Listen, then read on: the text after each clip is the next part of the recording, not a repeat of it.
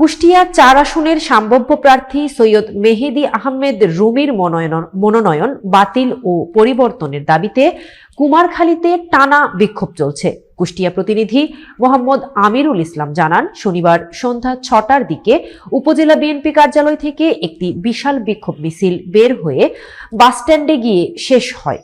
বিক্ষোভকারীরা দাবি করেন, তৃণমূলের পছন্দের প্রার্থী ও কুমারখালী উপজেলার নির্বাচিত সভাপতি আলহাজ নুরুল ইসলাম আনসার প্রমাণিককে চূড়ান্ত মনোনয়ন দিতে হবে।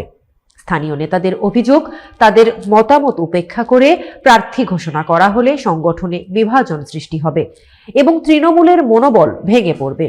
মিছিলে তৃণমূল, বিএনপি, যুবদল, স্বেচ্ছাসেবক দল ও ছাত্র দলের বিপুল সংখ্যক নেতাকর্মী অংশ নেন। স্থানীয়রা জানান, গত কয়েকদিন ধরেই দফায় দফায় এমন প্রতিবাদ ও বিক্ষোভ অনুষ্ঠিত হচ্ছে।